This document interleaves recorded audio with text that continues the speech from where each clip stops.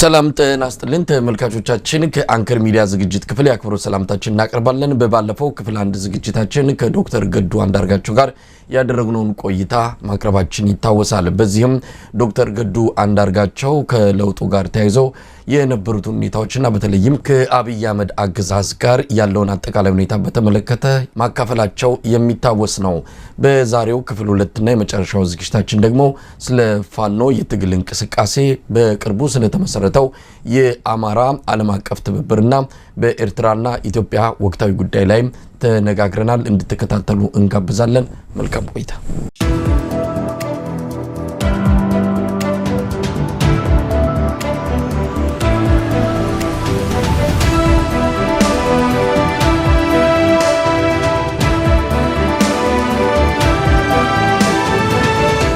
እንግዲህ ዶክተር ገዱ አንዳርጋቸው በይፋ በዛ ጽሁፍ አማካይነት ትግሉን የአማራን ትግል ተቀላቅሏል። ፋኖ የሚያደርገውን ትግል በመደገፍ እንግዲህ ትግሉን መቀላቀላቸውን አሳውቀዋል። ከዛ በኋላ እንግዲህ ለበርካታ ጊዜያት ብዙም ድምጾት አይሰማም ነበር። ይሄንን የአማራ ዓለም አቀፍ ትብብርን ሲያቋቁሙ ነው የቆዩት። በምን ምክንያት ነበር? እንደው ከደብዳቤው ከዛ ጽሁፍ በኋላ የነበሩት የፖለቲካ እንቅስቃሴ አጠቃላይ ሂደት ምን ይመስል ነበር? በምን ቆዩ? እንግዲህ በአብዛኛው ዝም ብዬ ነው የቆየሁት። ማለት አንደኛ የውጭ ሀገር አኗኗሩም የራሱ የሚጠይቀው ነገር አለ። እንደገና ደግሞ ሁኔታውን ማወቅ ያስፈልጋል። ከብዙ ሰዎች ጋር መገናኘት፣ መወያየት፣ ስለ ዲያስፖራው ማወቅ ይጠይቃል እና ያንን ከሞላ ጎደል ትምህርት ለመውሰድ እንደ 6-7 ወር ዝም ብዬ ነው የቆየሁት። ኋላ ደግሞ በሌላ መልኩ ስለራሴ እንድገልጽም የሚገፋፉም ነገሮች አሉ። በሰው ዘንድ ብዥታ ስለነበሩ እነዛን ግልጽ ማድረግ ስለነበረብኝ ግልጽ ማድረግ አለብኝ ያምኜ ያን ጽሁፍ አዘጋጀው፣ ለህዝብ ይፋ አደረኩ። በቆይታዬ እንግዲህ ከተገነዘብኩት ውስጥ የአማራ ዲያስፖራ በቁጥሩ ብዙ ነው። ድምጹም በቀላሉ የሚታይ አይደለም። ለአማራ ህዝብ ትግል ድጋፍ ቢያደርግ ትልቅ አቅም መሆን እንደሚችል ተገነዘብኩኝ። ከዚህ አኳያ ይሄ ፍላጎት የነበራቸው ሰዎች አግኝቼ ስለነበረ አናግረውኝም ስለነበረ ከነሱ ጋር ዲያስፖራው ይደራጅ፣ እኔ የበኩሌን የምችለው በሀሳብ ማማከር ነው የሚል ሀሳብ ይዤ ወደዚህ ወደ ማደራጀቱ በጋራ ገባን ማለት ነው። ዋናው መነሻችን የአማራ ዲያስፖራ በቁጥሩ ብዙ ነው። ነገር ግን ባለመደራጀቱ ምክንያት የአማራ ህዝብ አሁን እያካሄደ ያለው መራር ትግል ነው። ለዚህ ትግል የሚያደርገው አስተዋጽኦ የሚጠበቀውን ያህል አይደለም። ትልቅ አቅም መሆን ይችላል። ነገር ግን የተበተነ በመሆኑ ምክንያት አቅሙን በአግባቡ ተግባራዊ እንዲያደርግ የሚያስችለው አይደለም። ሁለተኛ ያለውን አቅም ተግባራዊ ማለት ባለው አቅም ልክ ድጋፍ ለማድረግ እንዳያስችለው ያደረገው አለመደራጀቱ ብቻ ሳይሆን ውስጣዊ አንድነት የለም። የርስ በርስ በተለይ የጎንዮሽ ፉክክሮች፣ መናቆሮች የበዙበት ነው።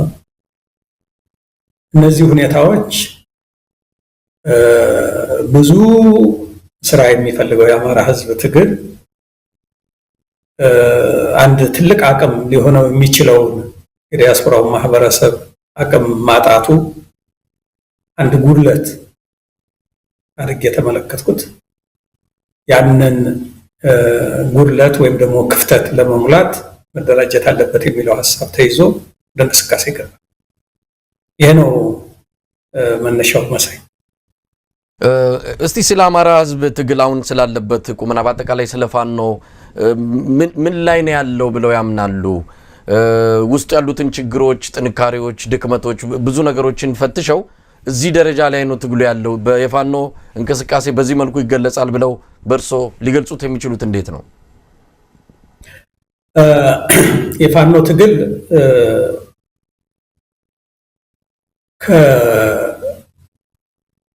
ከጊዜ ወደ ጊዜ እድገት እያሳየ መጥቷል። በተለይ በወታደራዊ መስኮ ከሞላ ጎደል አማራ ክልልን አንገቨርኔብል በአገዛዙ እንዳይገዛ አድርጎታል። ይሄ አንድ ትልቅ ውጤት ነው ማለት ነው። አገዛዙ አማራ ክልልን አሁን እያስተዳደርኩ ነው የሚለው ለስሙ ካልሆነ በስተቀር በተግባር አያስተዳድረውም። አብዛኛው የክልሉ ክፋይ በፋኖ ቁጥጥር ስር ነው ያለው ወይም በፋኖ ተጽዕኖ ስር ነው ያለው። ይሄ አንደኛው ገጽታው ነው። በሁለተኛ ደረጃ ቀደም ብሎ ተበታትኖ የነበረው የፋኖ እንቅስቃሴ ከጊዜ ወደ ጊዜ እየተሰባሰበ እንግዲህ ከግራ ስሩት ከታች የተነሳ በመሆኑ እየተሰባሰበ የሄደበት ሁኔታ አለ። አሁን 4፣ 5፣ 6 እንደዚህ አይነት እየሆነ ወደዛ ደረጃ የመጣበት ሁኔታ አለ። ይሄ አንዱ ጥንካሬው ነው ማለት ነው። እየተሰባሰበ መምጣቱ፣ የተሻለ አቅም እየፈጠረ መምጣቱ። ነገር ግን መሳይ እንግዲህ ፖለቲካ ጠራ ሀሳብ ላይ የሚካሄድ የቡድን ጨዋታ ነው። በጠራ ሀሳብ ላይ የሚጫወት የቡድን ጨዋታ ነው ስንል በአማራ ሕዝብ ኮዝ የተሰባሰበው የፋኖ ኃይል አሁን በሚያደርገው እንቅስቃሴና ወደፊት በሚደርሰው ለአማራ ሕዝብ የያዘውን ዓላማውን ለአማራ ሕዝብ ብቻ ሳይሆን የኢትዮጵያ ሕዝብም ከፋኖ የሚጠብቀው ነገር አለ። ለዛም የያዘውን ዓላማውን በአግባቡ አድርጎ በተደራጀ መንገድ ማቅረብ አለበት። ማቅረብ ብቻ ሳይሆን መጀመሪያ በውስጡ በያዘው ሀሳብ ላይ አንድ አይነት የአመለካከት አንድነት መፈጠር አለበት። ከዛ ላይ ተመስርቶ ጠንካራ አንድ ወጥ የሆነ ድርጅት እየፈጠሩ መሄድ ያስፈልጋል። ይህ አንድ ወጥ ድርጅት መፍጠር አለበት ስል ኦሎፍ የሰደን ዝም ብሎ አንድ ጊዜ ይፈጠራል ብዬ አላስብም። ግን ወደዛ የሚያስከዱትን በተለይ በሀሳብ ደረጃ አንድ የመሆን ተቀራራቢ የሆነ ከሞላ ጎደል በአማራ ጥያቄዎች ዙሪያ እና በኢትዮጵያ ችግሮች አፈታት ዙሪያ በዋና ዋናዎቹ ጉዳዮች ላይ መግባባት የፈጠረ ኃይል ሆኖ ወደዛ እያደገ እየተንቀሳቀሰ መሄድ አለበት የሚል እምነት አለ። ከወደዚህ አኳያ ጀቱ በተወሰነ ደረጃ የመጎተት ሁኔታ ያለ ይመስለኛል። ሌላ የፋኖ አደረጃጀት ዞሮ ዞሮ ፋኖን የተሸከመው ዋናው ህብረተሰቡ ነው። የህብረተሰቡ ፍላጎት ደግሞ አለ። ቶሎ ብሎ ትግሉ በፍጥነት መቋጨት ይፈልጋል። ከዚህ አኳያ ፍጥነት ያስፈልጋል ማለት ነው። ፈጣን ሆኖ በደንብ በአግባቡ በፍጥነት ለመሄድ ደግሞ ያለውን አቅም ማስተባበር ያስፈልጋል። ያለውን ሪሶርስ ወታደራዊ ይሁን ፖለቲካ አቅም ማስተባበር ማቀናጀት ያስፈልጋል። ከዚህ ቅንጅት አኳያ ውስንነት ያለበት ይመስለኛል። የመዘግየት ሁኔታ አለ። ወደፊት ይህን እያስተካከሉ መሄድ ከቻሉ አንድ ፋኖ አሁን በኢትዮጵያ ውስጥ አንድ ጠንካራ ኃይል፣ አንድ ተገማች ኃይል እየመጣ ነው ማለት ነው። ፋኖ በኢትዮጵያ ብቻ ሳይሆን በምስራቅ አፍሪካም ተጽዕኖ ማሳረፍ የሚችል ኃይል ሆኖ የመውጣት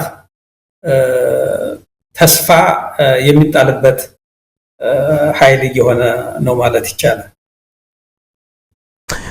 እንግዲህ ዶክተር ገዱ የአማራ ዓለም አቀፍ ትብብር መስረታችኋል። በቅርቡን የመሰረታችሁት ጋዜጣዊ መግለጫም ሰጥታችኋል።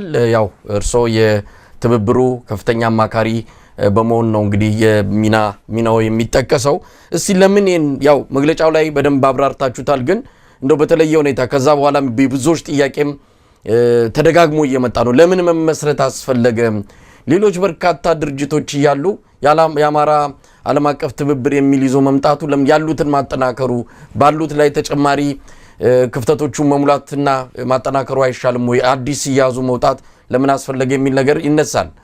እስቲ እዚህ ላይ ምንድነው እንደው ግብረ መልስ ያገኛችሁ ይመስለኛል። አንድ ጋዜጠኛ ሆኜ ልጠይቅህ አንተንና አሁን የአማራ ዲያስፖራ የአማራ ህዝብ እያደረገ ላለው ትግል በሚጠበቀው ልክ ድጋፍ እያደረገ ነው ወይ? ይሄ ከሆነ ስለዚህ ዜሪዝ ማነው ክፍተት አለ ማለት ነው፣ ጋፕ አለ ማለት ነው። የአማራ ዓለም አቀፍ ትብብር አንዱ የመመስረቱ አስፈላጊነት የአማራ ህዝብ እያደረገ ያለውን ትግል በውጭ ሀገር ሆኖ የሚደግፍ እንቅስቃሴ የሚደግፍ ነው። ልብ በል፣ በውጭ ሀገር ሆኖ እንቅስቃሴውን የሚደግፍ ኃይል ያስፈልገዋል። ከዚህ አኳያ አማራ በቁጥሩ ብዙ የመሆኑን ያህል አቅም ያለው ህብረተሰብ የመሆኑን ያህል ለአማራ ህዝብ ትግል ተገቢውን ድጋፍ እያደረገ አይደለም። ይህ ለዚህ ዋነኛው ምክንያት አለመደራጀቱ ነው እንጂ የአማራ ህዝብ የሚያደርገውን ትግል ለመደገፍ ፍላጎት አንሶት አይደለም። አለመደራጀቱ ነው የሚያስተባብረው ነው ያጣው ማለት ነው። አንደኛው መሰረታዊ ምክንያት ነው። ሁለተኛው አደረጃጀቱ የሚደራጅ ከሆነ አሁን የህብረተሰቡ ፍላጎት ምንድን ነው? በጠቅላላ እንደ አማራ የሚያስተባብረው ኃይል ነው እየፈለገ ያለው እንጂ የተለያዩ አደረጃጀቶች አሉ። ልክ ነው። በሲቪክ መካከል በሲቪክ ማህበራት አሉ። በተለያዩ ጉዳዮች አገር ቤት ያለውን እንቅስቃሴ የሚደግፉ አሉ። ከባቢያዊ የሆኑ አሉ። እነዚህ ያሉ ቢሆኑ በቂ አይደለም። በጠቅላላ የአማራ ዓለም አቀፍ ትብብር የተመሰረተበት አንደኛ ፖለቲካዊ በሆነ መንገድ ስራዬ ብሎ በማያቋርጥ ሁኔታ ፖለቲካዊ በሆነ መንገድ ተደራጅቶ ለአማራ ህዝብ ትግል ቀጣይነት ያለው ድጋፍ ማድረግ አለበት። ይሄ ድጋፍ በሀሳብ፣ በዲፕሎማሲ፣ በሚዲያ እና በፋይናንስ መስክ ሊሆን ይችላል። በዚህ መንገድ ድጋፍ መደረግ አለበት፣ ፖለቲካዊ በሆነ መንገድ። ሁለተኛ የአማራ ዓለም አቀፍ ትብብር የተደራጀው በጠቅላላ አማራ ባለበት ዓለም በየትኛውም ዓለም ውስጥ ባሉ ሀገሮች አማራ ሁሉ አደረጃጀት እየፈጠረ ነው። ምን ማለት ነው? አማራ የሚደራጅ ከሆነ ትልቅ ሆኖ መደራጀት አለበት። ህዝቡ ቁጥሩ ብዙ ነው። ያንን የሚመጥን አደረጃጀት መኖር መቻል አለበት። አማራ ዳር እስከ ዳር በአማራ ህዝብ አጀንዳዎች ዙሪያ በማንቀሳቀስ ለአማራ ህዝብ ትግል ተገቢውን ድጋፍ ማድረግ መቻል አለበት። ስለዚህ ፖለቲካዊ ነው እንቅስቃሴው፣ የማያቋርጥ ቀጣይነት ያለው እንደው አንድ ሰሞን ተደራጅተህ ለሆነ ነገር ተሰብስበው የምትበተን ሳይሆን ቀጣይነት ያለው መሆን አለበት። ሌላኛው ዓለም አቀፋዊ መሆን አለበት። እንዲሁም ደግሞ ከሌሎቹ ድርጅቶች ጋር ያሉት ድርጅቶች ጋርም ተባብሮ የሚሰራ መሆን አለበት። ይህንን ለማድረግ አስቦ ነው እየተንቀሳቀሰ ያለው። መደራጀት ያስፈለገው ከዚህ አኳያ ጋፕ አለ። በእውነቱ ለመናገር ልናሽሞነሙነው የማይገባን ነገር አለ። የአማራ ህዝብ ትግል በዲያስፖራው ከዚህ በላይ መደገፍ ይችላል የሚል እምነት አለ። አሁን እኛ በተናጠል ሰውን ስናነጋግረው ለመደራጀት ያለው ፍላጎት ከፍተኛ ነው። ፍላጎቱ በጣም ጥሩ። ያጣው ምንድን ነው? የሚያስተባብረው ነው ማለት። ሌሎች ድርጅቶችም ካሉ ለማስተባበር የሚንቀሳቀሱ ከሆነ ችግር የለው፣ አብሮ መስራት ይቻላል። ተጨማሪ አቅም መጣ ማለት ነው። ተጨማሪ ኃይል መጣ ማለት ነውና ከዚህ አኳያ የነባራዊ ሁኔታው በተለይም ደግሞ አሁን የመረረ ትግል የሚያካሂድበት ወቅት ነው። የአማራ ህዝብ በዚህ ወቅት ከጎንህ አለው ብሎ በውጭ የሚኖረው ወገኑ ሊደግፈው ይችላል፣ ይገባል። ይህንን የአማራ ህዝብ የሚፈልገውን አገር ቤት እየታገሉ ያሉ ታጋዮች የሚፈልጉትን ድጋፍ ለመስጠት ያስችላል በሚል ሐሳብ ነው እየተደራጀ ያለው። ዶክተር ገዱ እዚህ ላይ የሚነሳው ጥያቄ አዎ ክፍተት አለ። የአማራን ህዝብ በሚመጥን መልኩ የሚንቀሳቀስ የፖለቲካም የሲቪክም ተቋማት ድርጅቶች እንደሌሉ ይታወቃል። ከአመሰራረታቸው ከመደረጃቸው ሳይሆን ስራውን እየሰሩ አይደለም። ክፍተቱ የት ነው ብላችሁ ያን ክፍተት አጥንታችሁ ነው ወይስ የጀመራችሁት? እንደነሱ ተጨማሪ አንድ የትብብር ድርጅት ወይም ተቋም ተጨመረ ከምንል ባሻገር ምን የተለየ ነገር ይዘው መጥተዋል የሚል ነው። እንግዲህ በተለያየ መልኩ ከተመሰረታችሁ በኋላ የሚመጣው ነገር ያሉትን ክፍተቶች እንግዲህ ክፍተት አላችሁ ድክመት አለ ብላችሁ ካመናችሁ አንድ የተወሰነውን ጠንከራ ያለ ብዙ አባላት ያሉትን ድርጅት መርጣችሁ ያንን ማጠናከር ሲገባችሁ ሌላ ይዛችሁ ስትመጡ አንደኛ የፍረጃ ፖለቲካ ያም እየተነሳ በአላማችሁ በእንቅስቃሴያችሁ ሳይሆን በነበራችሁ ታሪክ እየተነሱ ፍረጃ ውስጥ የገቡ ወገኖች አሁን ድምጻቸው ጎልቶ ይሰማል። ከዛ አንፃር ይህንንም ለመቀነስ እንደው አዲስ ይዞ ከመምጣት የነበሩትን ማጠናከር አይሻልም ወይ? ምን አዲስ ነገር ይዛችሁ መጣችሁም የሚል ነገር ይመጣል። በመጀመሪያ ደረጃ በፍረጃውን በተመለከተ ምንም ቢሆን እንደው አሁን የአማራ ድርጅት የሆነ ሀብሎ የጀመረው ምንም እንደኛ አይነቱ በኢትዮጵያ ፖለቲካ ውስጥ ጎልቶ የሚታወቅ ሰው ስለገባበትና ስላልገባበት ሳይሆን ከዚህ ነፃ በሆነ መንገድ ባለሙያው ተሰብስበው ቢያደራጁትም ከትችት የሚያመልጥ ነገር የለም። እንግዲህ አማራ ለመደራጀት በሚንቀሳቀስበት ጊዜ ብዙ ጊዜ ያንን የተደራጀውን ገፋፍቶ ለማሳደግ ለማጠናከር ከመስራት ከማገዝ ይልቅ አቃቂር እያወጡ ወደኋላ መጎተት የተለመደ ፖለቲካ ይመስላል። ይሄ ነገር መለወጥ አለበት ብለን እናስባለን። አሁን እኛ ያሰብነው ምንድን ነው? ሌሎቹ የተደራጁበት ዓላማ አላቸው። አካባቢው የሆነ የተለያየ የየራሳቸው ዓላማ ይኖራቸዋል። ያየነው ጋፕ ምንድን ነው? መሰረታዊ ጋፕ በተግባር በማያቋርጥ ሁኔታ የራሱን አቅም እየገነቡ እንደገና ደግሞ ለህዝቡ ድጋፍ ማድረግ አለመቻል ናቸው። በቀጣይነት መጀመሪያ የራሳቸውን አቅም መገንባት አለባቸው። አሁን ያሉት ማህበራት የሚሆኑ ሌሎች አደረጃጀት ከዛ እንደገና ደግሞ ይሄ ቀጣይነት ያለው ስራ መሰራት አለበት። ያ ሲሆን ነው ወደኋላ መመለስ ወይም ደግሞ ቁሞ እንትን የማይል እንደገና ደግሞ መሰረተ ሰፊ መሆን አለበት። አሁን የአማራ ዓለም አቀፍ ትብብር ቅድም እንዳልኩ መሰረተ ሰፊ ሆኖ ነው እየጀመረ ያለው። በዓለም ዙሪያ ነው። እንደገና ፈቃደኛ የሆኑ ሰዎችን ነው እያሰባሰበ ያለው። እነዚህ ፈቃደኛ የሆኑ ሰዎች ደግሞ እስካሁኑ ያሉትን ክፍተቶች የሚገነዘቡ ናቸው።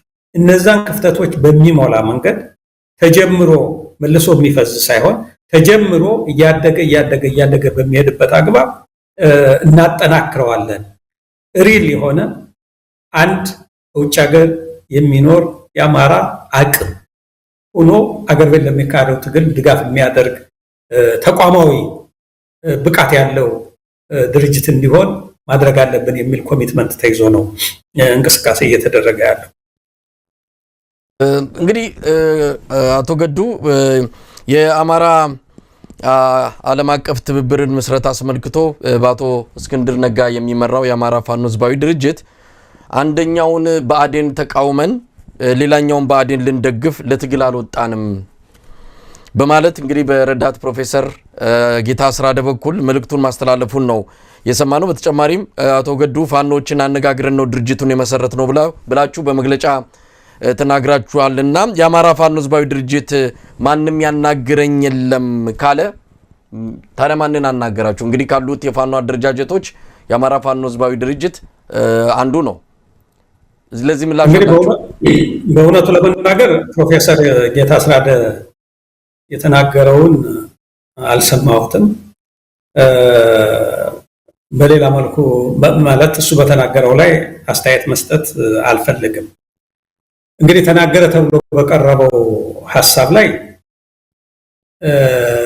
በእኛ መግለጫ አንድም ጊዜ ወይም በማንም ሰው እኔም ይሁን ሌሎቹ ፋኖችን አነጋግረን ነው ተስማምተናል አይነት ነገር ያደረግነው ነገር የለም። ይሄ ድርጅት ምንድነው የተባለው? ይሄ ድርጅት አገር ቤት ያሉ ፋኖዎቹንም ወኪል መሆን አይደለም። ይሄ ድርጅት ፈቃድም ከፋኖ ጠይቆ አይደለም የሚደራጀው። ኃላፊነት አለብን፣ የአማራን ሕዝብ ትግል መደገፍ አለብን ብለው የሚያምኑ ሰዎች በፈቃደኝነት የተሰባሰቡበት ድርጅት ስለሆነ ከተሰባሰበ በኋላ በሚሰጠው ድጋፍ ይሄ ለእናንተ የሚጠቅም ድጋፍ ይዣለው ልደግፋችሁ ብሎ ያኔ ቢጠይቅ ያምርበታል። አሁን ምን ይዞ ይጠይቃቸዋል? አሁን እነሱ የሚፈልጉት ተጨባጭ ድጋፍ ነው። እነሱ የሚፈልጉት ተጨባጭ ድጋፍ ሳይይዝ ወደ እነሱስ ምን ያስከደዋል? ለኦንሊ የተደረገው ምንድነው? የአማራ ዓለም አቀፍ ትብብር የሚባል ድርጅት እየተመሰረተ ስለሆነ እንድታውቁት ተብሎ በደብዳቤ ለሁሉም ተልኳል። ያ ደግሞ አሁን ካሉበት ሁኔታ እነሱ ካሉበት ሁኔታ አኳያ ለሁሉም ይድረስ አይድረስም ማረጋገጫ ማግኘትም አስቸጋሪ ነው። ምክንያቱም የነሱ አኗኗር ሁኔታ ይታወቃል ማለት ነው። ለሁሉም ፋኖ ነው ግን የተላከው። ከዚያ አኳያ ለአማራ ፋኖ ህዝባዊ ድርጅትም ይሁን ለሌሎቹ ፋኖዎች በተለየ ሁኔታ አላወያየንም። በተለየ ሁኔታ ፈቃድም አልተጠየቀም። በተለየ ሁኔታ የተባለ ነገር የለም ማለት ነው። ወደፊት የሚደረገው ምንድነው? ይሄ የአማራ ህዝብን ትግል እንደግፋለን ያለ ብሎ የተንቀሳቀሰው ያሉ በፈቃደኞች ላይ በፈቃደኛ አባላቱ የተመሰረተው ድርጅት አቅሙ የሚፈቅድለትን ሪል የሆነ ማለት ተጨባጭነት ያለው ድጋፍ ለፋኖቹ መስጠት ሲጀምር ይህን ድጋፍ ይዤ መጥቻለሁ ብሎ ያንን ድጋፍ ለመስጠት ይንቀሳቀሳል። ያኔ የኛው ድጋፍ ልክ ነው ልክ አይደለም ማለት ይቻላል። አሁን ግን ወደዛ አይነት ደረጃ አልደረሰም። ገና የራሱን አቅም እያጠናከረ ነው ያለው። በዚህ ወቅት ላይ ብዙ ማለት የሚጠቅም የማይመስለኝ የሚያስፈልግም ነገር የለው። ነገር ግን እንዳልከው አንዳንዶቹ ብአዴን መጣ ምናምንና ዳግማዊ ብአዴን እንደዚህ የሚሉ ስም ሲሰጡ ይሰማል። እንግዲህ የኛው የአማራ ዓለም አቀፍ ትብብር ቀዳማዊም ዳግማዊም ሳልሳዊም ብአዴን አይደለም፣ የአማራ ዓለም አቀፍ ትብብር ነው። በነገራችን ላይ በአጋጣሚ የብአዴን አባል የነበርኩት እኔ ብቻ ነኝ። ሌሎቹ በተለያየ መስክ የተሰማሩ ባለሙያዎች፣ ፖለቲከኞች እንደውም ብአዴንን እንዲቃወሙ የነበሩ ሰዎችም ጭምር ያሉበት ነው። ዋና የመሰባሰቢያ ማዕከላቸውም አሁን የአማራ ሕዝብ ያደረገ ያለውን ትግል መደገፍ አለብን ከሚል በጎ መነሻ ተነስተው ስለሆነ ሊበረታቱ፣ ሊደገፉ፣ አይዟቸው ሊባሉ ይገባል እንጂ ገና ሳይጀመር እንትን ማለት ብዙም የሚጠቅም አይመስለኝም። እንግዲህ ይህንን መውቀስ፣ የጎንዮሽ መጎነታተ ምናምን ብዙ ጊዜ በእኛ ፖለቲካ ስር የሰደደ ነው። በዚህ ላይ ጋፕ የለም። የጎንዮሽ ፍትጊያ አንዱን አንስቶ መጣ፣ እርስ በርስ መወጋጋት፣ መጠላለፍ ያለ ነው። ይልቁንስ ይሄ አማራን እየጎተተ እያዳከመ ሲመጣ ነው የተመለከትነው እንጂ አማራን ወደፊት ሲያራምደው አላየንም። መሆን ያለበት ምንድን ነው? በተቻለ መጠን በሚያግባቡ ጉዳዮች ላይ አብሮ መስራት፣ መደጋገፍ እና ትንሽም ትሁን ትልቅ ለትግሉ አስተዋጽኦ ለማበረከት የሚያስችለውን ነገር ይዘን ብንሄድ ነው የሚሻለው። መጓተትማ እኮ ያዝ ነው። ስንጓተት አንዱ ራሱን ቅዱስ አድርጎ ሌላውን አንኳሱ የሚሄድበት አካሄድ አማራን እየበላ አማራን እያዳከመ ይቀጥል። ይሄ አይጠቅምም። እውነቱ ለመናገር የሚጠቅመው መተባበር ነው። የአማራ ዓለም አቀፍ ትብብር ከዚህ አኳያ ዋና ፍላጎቱ የአማራ ሕዝብ እርስ በርሱ የአማራ ዲያስፖራ እርስ በርሱ እንዲደጋገፍ እንዲተባበር ውስጣዊ አንድነቱን እንዲያጠናክር ማድረግ ነው። ዲያስፖራውን በተናጠል ብቻ አይደለም የሚያደራጀው፣ የተለያዩ አደረጃጀቶች ጋር በሚያግባብ አብረን ልንሰራ በምንችልባቸው ጉዳዮች ላይ አብረን እንሰራለን የሚል አቋም ይዞ ነው እየሰራ ያለው መሳይ። እንደው በዝርዝር የስራ እንቅስቃሴያችሁ ምን እንደሆነ እንደው ቆጥሮ መግለጽ ይቻላል ወይ? ምንድነው የምታደርጉት? አሁን የአማራ ዓለም አቀፍ ትብብር ተመሰረተ። ምንድነው የምታደርጉት? ድጋፍ ማሰባሰብ ነው?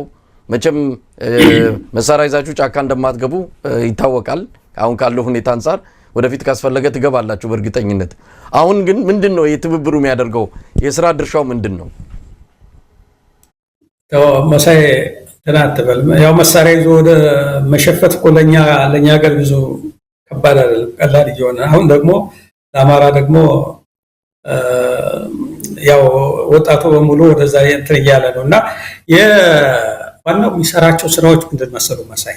ቁጥር 1 በአማራ ዲያስፖራ መካከል ያለውን ውስጣዊ አንድነት ሊያመጣ የሚችል መግባባት መፍጠር ነው። መግባባት ሲባል በምንድን ነው?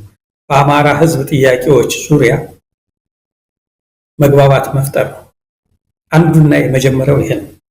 ሁለተኛው ጉዳይ አሁን እየተካሄደ ያለውን የህልውና ትግል መደገፍ፣ በአማራ ላይ ያንዣበበውን የህልውና አደጋ መቀልበስ የሚያስችል ትግል እየተካሄደ ነው። ይህንን ትግል በሚቻለው መልኩ መደገፍ ነው።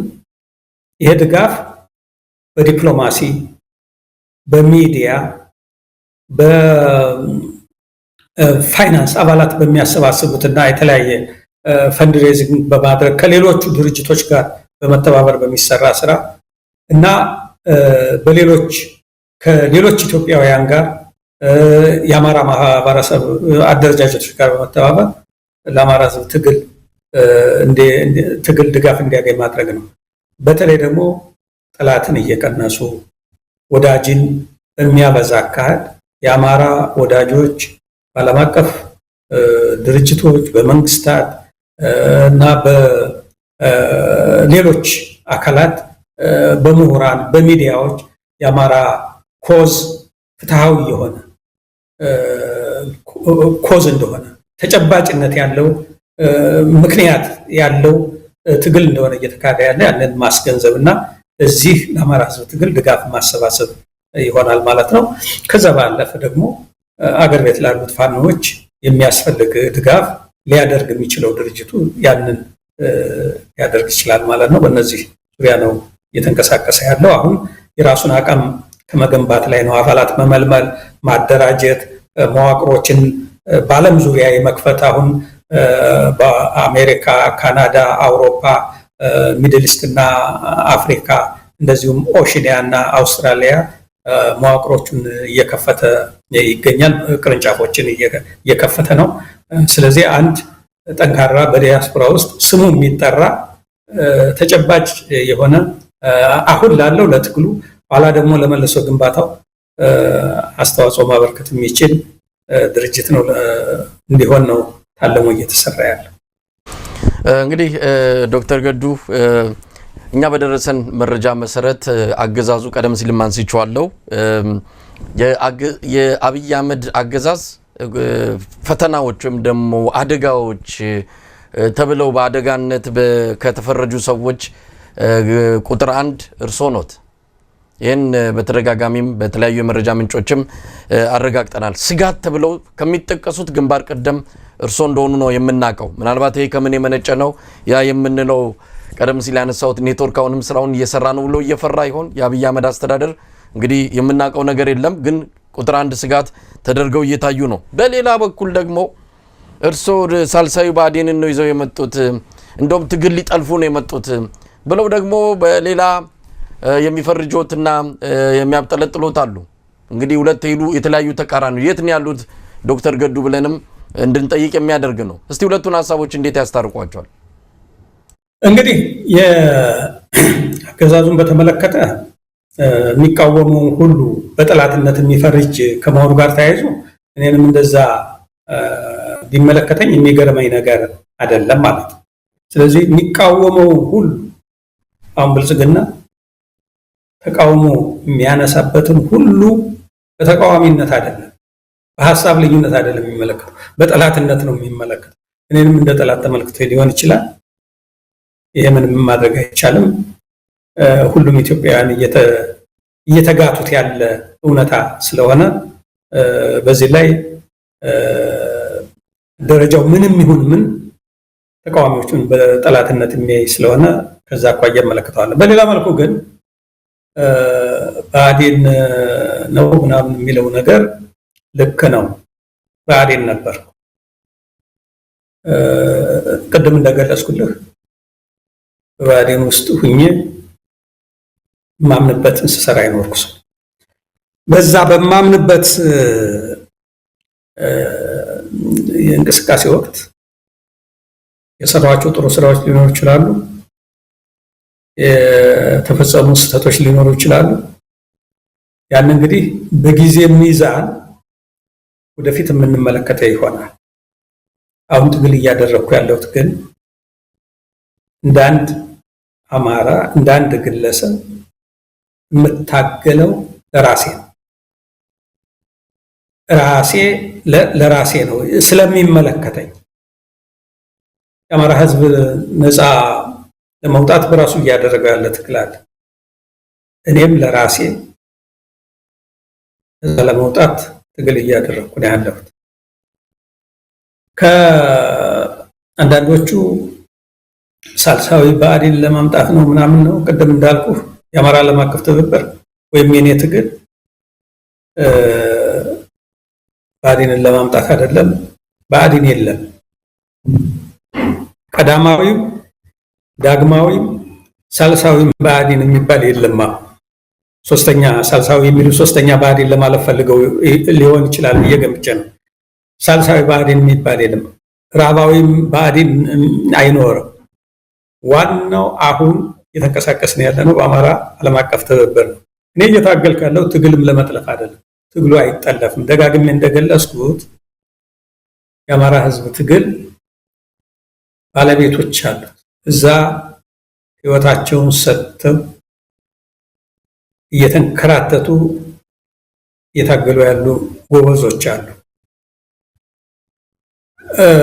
ይሄ ትግል ከውጭ በመጣ እንኳን ከዲያስፖራ ማለት ነው ካገዛዙ ለመታፈን ፈልጎ ነበር፣ አልተቻለም እንጂ ባንኩንም ታንኩንም በያዘው ኃይል ከፍተኛ ርብርብ እየተደረገበት ያለ ትግል ነው።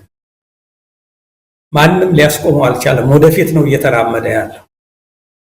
ይሄን ትግል የሚበላሽ ከሆነ መሳይ የአማራ ህዝብ ትግል ተጠለፈን ሌላ ችግር የሚገጥመው ከሆነ እዛ ትግሉን እየመሩ ባሉት ወንድሞቻችን ድክመት ነው የሚሆነው። በአገር ቤት ትግሉን እየመሩ ያሉት ወንድሞቻችን እና እህቶቻችን የጎንዮሽ ትግሉን የጎንዮሽ ፍትጊያውን ትተው በአንድ ፊቱ ተባብረው በሚያገባባቸው ጉዳይ ላይ ተግባብተው በሚያለያያቸውን ጉዳዮች ደግሞ ወደ ጎን ትተው አንድነታቸውን ጠብቀው ወደፊት በመራመድ ብቻ ነው ትግሉን ከመጠለፍ የሚያድኑት። ይሄ ጠለፋ ከራሳቸው ድክመት የራሳቸው ድክመት እንዳይጠልፈው ነው መጠንቀቅ ያለባቸው እንጂ ሌላ የሚጠልፈው የለም። እዚህ ውጭ ያለውን ሌሎች እናግዛለን የሚሉ አካላት ትግሉ አይጠለፍም። ይልቁንስ ትግሉ በመተባበር ድክመት ምክንያት ባለመተባበር ወይም ደግሞ ዋና ጠላት እያለ እርስ በርስ በጠላትነት በመተያየት ምክንያት የጎንዮሽ መወጋጋት መጓተትን በመፍጠር ትግሉን ወደኋላ ማስቀረት እንዳይችል በትግሉ ላይ ጉዳት እንዳይደርስ እና ህዝቡንም ተስፋ እንዳያስቆርጥ ጥንቃቄ መደረግ አለበት ብዬ አስባለሁ እንጂ ከውጭ ዲያስፖራ በምን አቅሙ ነው አሁን ስር የሰደደ በመቶ ሺዎች በሚሊዮኖች የሚደግፉትን ትግል ሊጎትተው ሊጠልፈው የሚችለው? አይጠለፍም።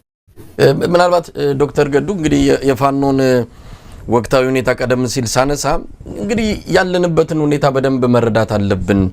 የፋኖ ትግል ከማንም በላይ ጠላቱ ራሱ አደረጃጀቱ በመከፋፈሉ አንድነትን አለማምጣቱ እንጂ ያገዛዙ ጥንካሬ አይደለም።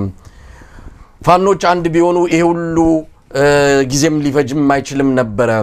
አሁንም ገና ነው። አሁንም ሌሎች የልዩነቶች አጀንዳዎች ናቸው እየመጡ የፋኖን አንድነት እያራቁት ያሉት።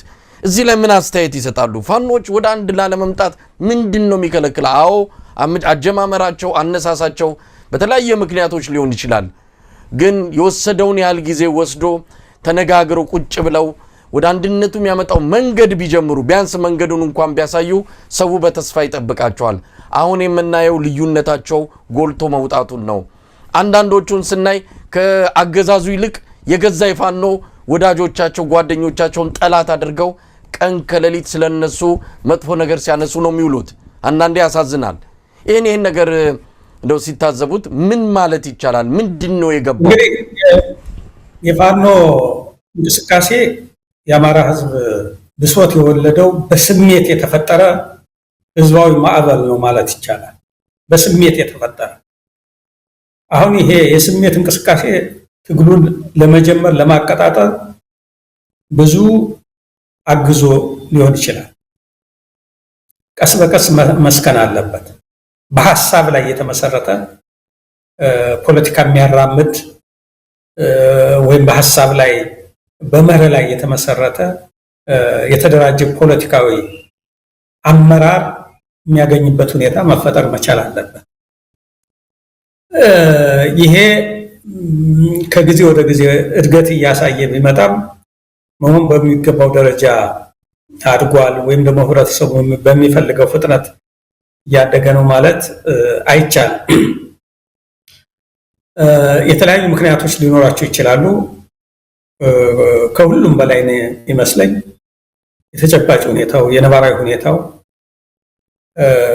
ዝም ብለን በሩቅ ሆነን እንደምናስበው አይደለም። ከየአካባቢው ሆ ብሎ የወጣ ያንን እያሰባሰቡ ወደ አንድ ማምጣት ራሱ የሚጠይቀው ጊዜ አለ።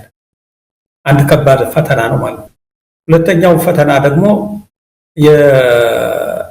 ይሄ ጉዳይ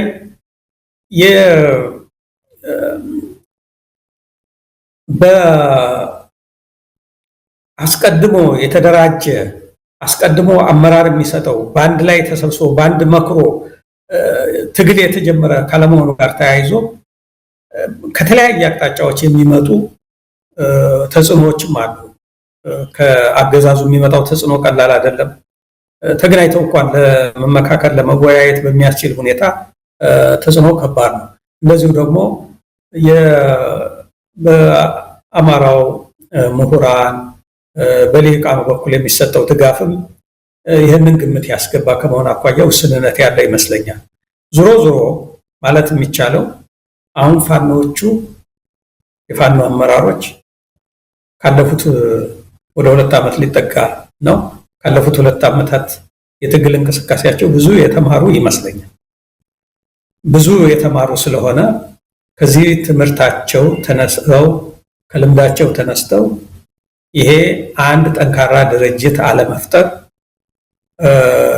አንድ ሲባል የግድ አንድ ብቻም ላይሆን ይችላል፣ ሁለትም ሊሆን ይችላል። ዞሮ የተደራጀ በመዋቅር በስርዓት የሚመራ የትግል እንቅስቃሴ የመፍጠር ጉዳይ እና ተጨባጭነት ያለው ከስካሁኑ ከመጣው ለውጥ የላቀ ለውጥ የማምጣት ጉዳይ ህብረተሰቡ አሁን ደማንድ እያደረገው ያለ ነገር ስለሆነ ይገነዘቡታል ብዬ ተስፋ አደርጋለሁ። አንዳንድ የማያቸው ምልክቶችም ከጊዜ ወደ ጊዜ ወደ አንድ የመሰባሰቡ ፍጥነትም የመጨመር ሁኔታ እያየሁ ነው። በሐሳብ ደረጃ ሲያነሷቸው የምሰማቸውን ጉዳዮች እድገት እያሳዩ ነው። ነገር ግን መፍጠን አለባቸው። ምክንያቱም በአንድ በኩል ጠላት አለ፣ በሌላ መልኩ ደግሞ የህዝቡ ፍላጎት አለ። እነዚህን አጣጥሞ ውጤታማ የሆነ ድል ወይም ደግሞ ውጤታማ የሆነ ስራ ለማከናወን በእውነቱ ለመናገር እጅግ ኃላፊነት የሚጠይቅ ወቅት ላይ ናቸው ያሉት። ይሄን ይገነዘቡታል ብዬ አምናለሁ። ከውጭ ያለው ሰው ማለት ይሄ ትግሉ ሜዳ ውስጥ የሌለው በተዘዋዋሪ መንገድ ያለው ማገዝ እና በተቻለ መጠን ይሄን የጎንዮሹን መናቆር አንዳንድ ጊዜ በጠላት ላይ ከሚያርፈው የፕሮፓጋንዳ ዘመቻ ልክ አንደኛውን የፋኖ ግሩፕ ደግፎ በሌላኛው ላይ የሚያርፈው ሲጠነክር ታያለ። ይሄ አፍራሽ የሆነው እንቅስቃሴ በእውነቱ ለመናገር እንደው የአማራ ትግል ስኬታማ እንዲሆን የሚፈልጉ ሁሉ ከዚህ አድራጎታቸው የተቆጠቡ አዎንታዊ የሆነ ድጋፍ በጎ የሆነ የሚያጠናክር ሂስ እየሰነዘሩ የማጠናከሩ ለውጤት የሚያበቃውን መንገድ መከተል የተሻለ ይመስለኛል። መሳይ እንደው ከዚሁ ጋር የተያያዘ ነው። ዶክተር ገዱ የአማራ ሕዝብ ያለበት የህልውና አደጋ ለዓለም አቀፉ ማህበረሰብም ግልጽ እየሆነ መጥቷል። መረጃዎችንም እያወጡ ነው የሚገኙት። ሰሞኑ ብቻ የተፈጸሙትን የድሮን ጥቃቶች በሞርታር የተጨፈጨፉ የአማራ ተወላጆችን እንግዲህ በየሪፖርቱ በየጊዜው እያወጣን እንገኛለን። ይህ የህልውና አደጋ በዋናነት በአጋዥነት ይህንን አገዛዝ እያገዘ ያለው ራሱ የአማራ ልጅ ነው። እርሶ በአመራርነት ይመሩት የነበረው የቀድሞ ብአዴን ያሁኑ የአማራ ብልጽግና ፋኖን አንዳንድ ሚኒሻዎችና ልዩ ኃይሎችን በማደራጀት ከአብይ አህመድ ጋር ተሰልፎ የገዛ ወገኑን እንዲወጋ እያደረጉ ይገኛሉ። እንደው ስለ ቀድሞ የሥራ ባልደረቦቹ ይህንን ሲያስቡት ምን ይሰማዎታል? የአማራ ተወላጆችን እንዲሞቱ የሚያደርጉት የገዛ የአማራ ተወላጆች ናቸው የሚል ነው። አብይ አህመድ አንድ ግምገማ ላይ ተናገረውን እዚህ ላይ መጥቀስ ያስፈልጋል። ህወሓት ሰሜን ዕዝ ሊመታ ሲዘጋጅ ከሊቅ እስከ ደቂቅ የህወሓት የትግራይ ተወላጆች የህወሓት ሰዎች ከሊቅ እስከ ደቂቅ ከህወሓት ጎን ነው የተሰለፉት። አሁን እናንተ ግን ከጽንፈኛው ቡድን ጋር አልተሰለፋችሁም። በየትኛውም አመራር እርከን ደረጃ ያላችሁ በወታደራዊም በጸጥታውም በፖለቲካውም ያላችሁት ከኛው ጎን ነው ያላችሁት ብሎ ምስጋና ነው ያቀረበላቸው። ምን ይላሉ እንደው ዶክተር ገዱ? እንግዲህ ያገዛዙ አንዱ ስልት አማራን የማዳከሚያ መንገዱ እርስ በርሱ ማባላቱ እርስ በርሱ ማባላቱ ካገዛዙ ብቻ የሚመነጭ ችግር አድርጌ አልወስደው። በአማራው በኩል ለዚህ የተመቸ ሁኔታ መኖሩም ነው። እንደዚህ እርስ በርሱ መጫወቻ እንዲሆን የሚያደርግ ስራ እየተሰራ ያለው የጊዜ ጉዳይ ካልሆነ በስተቀር አሁን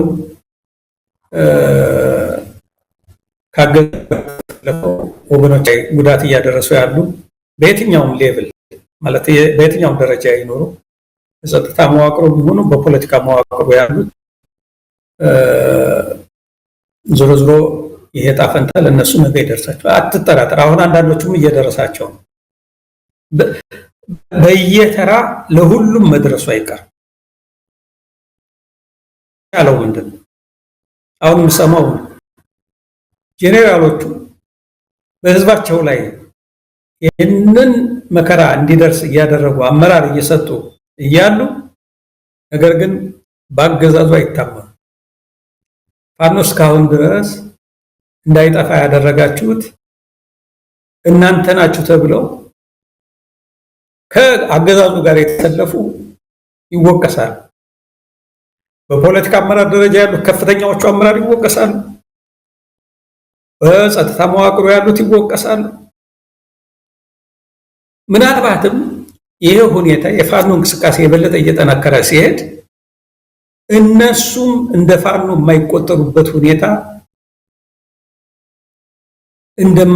እንደማይቀር አውቀው ከወዲሁ መልክ መያዝ ያለበት ይመስለኛል። ከወገናቸው ጎን መሰለፍ አለባቸው የሚል እምነት አለ። ከወገናቸው ጎን የታችኛው መዋቅር አውቃለሁ ከዞን ጀምረህ ወረዳ፣ ቀበሌ ከሞላ ጎደል በሌላ በኩል ያለው ከታረመ ነገሩ ቁልጭ ብሎ እየገባው ነው። የህዝቡ ስቃይ እየገባው ነው። አብሮ ነው በኑሮ ውድነትም በጸጥታ ችግርም በብዙ መንገድ የተጎሳቆለ ያለ መዋቅር። ይሄ ኃይል ከወደ ፋኖቹ ያያያዝ ችግራቸውን ፈተው በአግባቡ ከተንቀሳቀሱ ከነሱ ጎን መሰለፍ የሚችል ነው። በእርግጠኝነትም መሰለፍ አለበት የሚል እምነት አለ። አሁን እኮ ከማንም በላይ የወረዳ አመራሩ ነው ለጥቃት እየተጋለጠ ያለ። በመንግስት አይታመንም። በፋኖቹም የጥላት መልእክተኛ አድርገው ይመለከቱታል።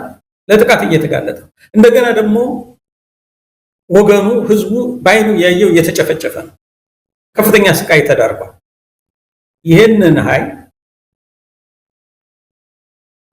ያለው አማራጭ ራሱ ከህዝቡ ጋር መወገን ነው።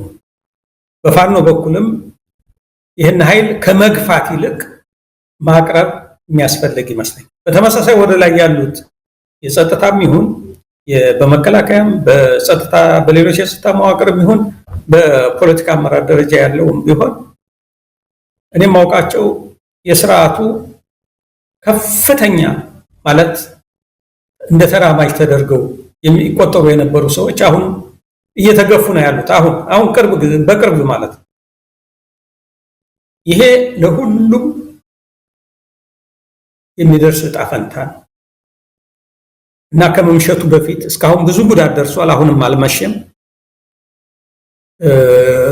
አፈሙዛቸውን በህዝባቸው ላይ ማዞር አለባቸው። ሚሊሻም ይሁን ፖሊስም ይሁን ይሄ አድማ በተና የምንበለው ሌሎች የጸጥታ መዋቅሮች ማለት የምችለው ይሄን አሁን በተግባርም ብዙ ማሳያዎች አሉ። አምና ከነሱ ጎን የነበሩት አሉ።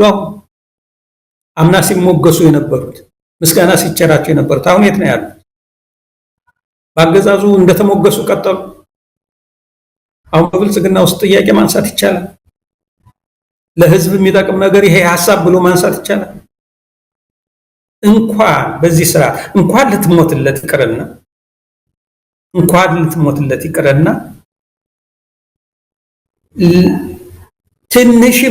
ትንሽም መለስተኛ መስዋዕትነት ልትከፍልለት የሚገባ አገዛዝ አይደለም። በተሟላ ጠላትነት የሚመለከተን እንደ ህዝብ በጠላትነት የሚመለከተን አገዛዝ እንኳን ህይወትን ልትከፍልለት ይቅርና መለስተኛ የሆኑ ዋጋ ልከፍል አይገባም። ሁሉም ነገሮች የማጭበርበር ናቸው፣ የውሸት ናቸው። እነዚህ የማጭበርበር የውሸት እና የመደለብ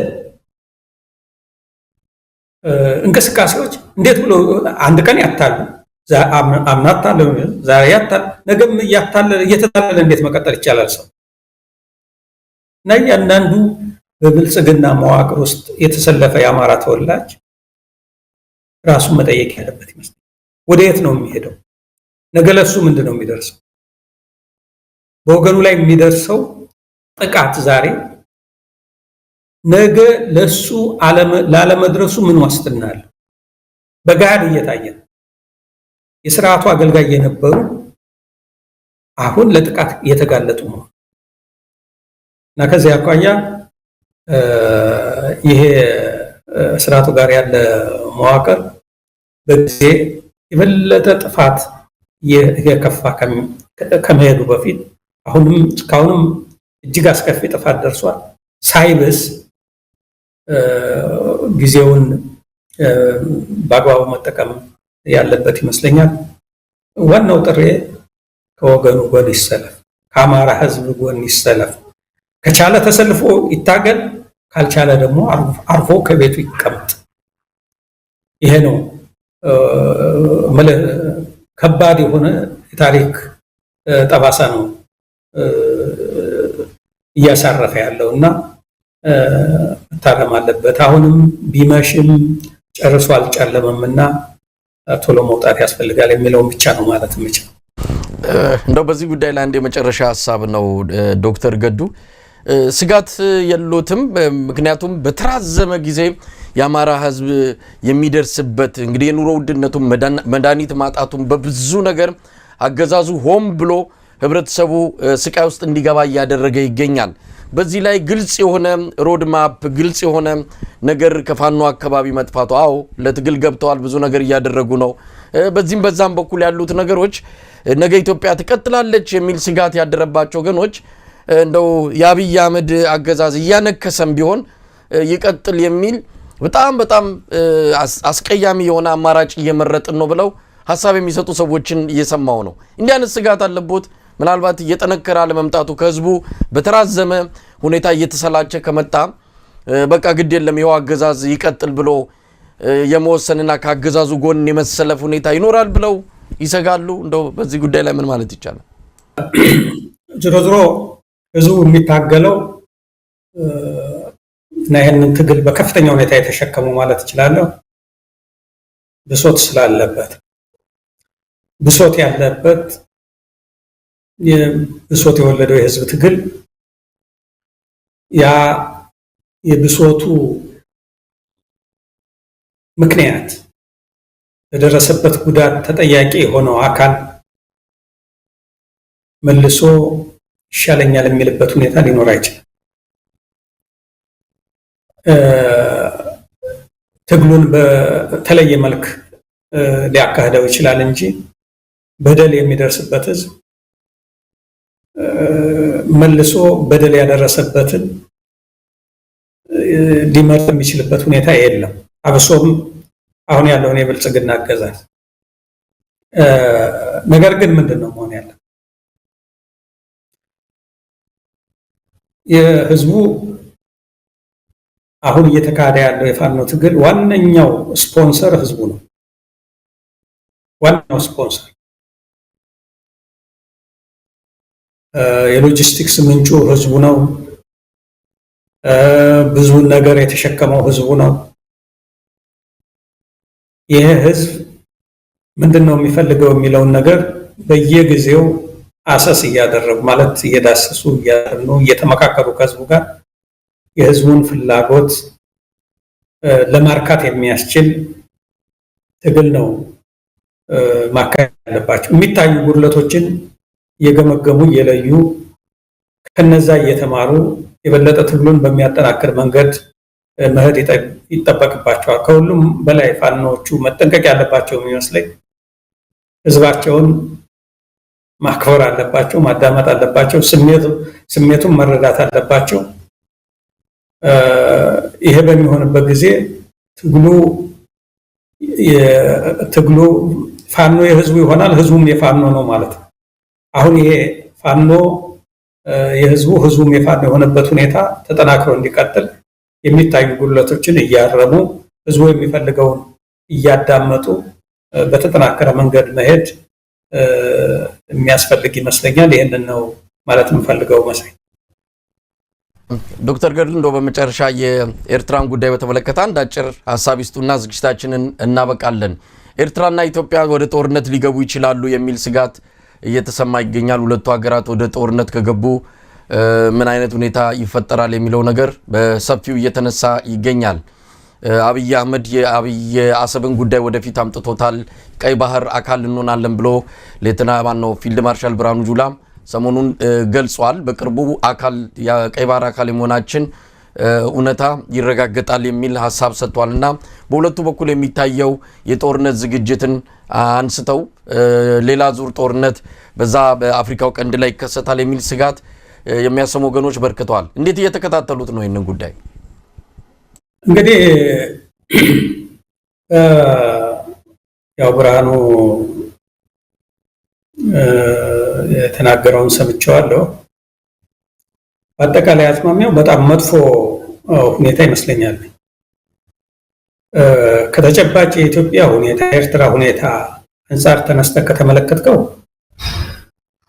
በተለይ ኢትዮጵያ አሁን ካለችበት ቀውስ አኳያ በኢኮኖሚ በለው በወታደራዊው በጠቅላላ ፖለቲካዊ ኪሳራው ሁሉ መዝነን ስናየው እንኳን ሌላ ጦርነት ማሰብ ቀርቶ አሁን ከገባችበት ቀውስ እንዴት ብዬ መውጣት አለብኝ ብላ ከጦርነት የመውጫ ከግጭት የመውጫ መንገድን መፈለግ ነበር ሁኔታው የግድ የሚለው እንዳለመታደል ሆኖ ግን አሁን በስልጣን ላይ ያለው ኃይል ጦርነትን በስልጣን ለመቆየት ዋነኛ መፍትሄ አድርጎ የሚመለከት ነው። ዋነኛ መፍትሄ አድርጎ የሚመለከት በመሆኑ ምክንያት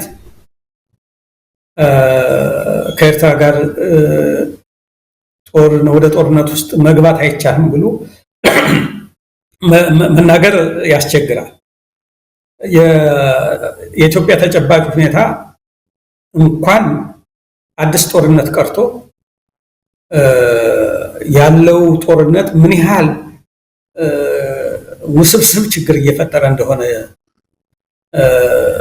በምናይበት ወቅት ሌላ ጦርነት እንደው ጤናማ አእምሮ ያለው ሰው ይሄ መንግስትማ ወደ ጦርነት አይገባም ብሎ ቢያስብ የሚፈረድበት አይደል። እንዳልኩት ግን ጦርነትን በስልጣን የመቆያ ሚንስ አድርጎ የሚመለከት ኃይል ስለሆነ ስልጣን ላይ ያለው ወደ ጦርነት ሊገባም ይችላል።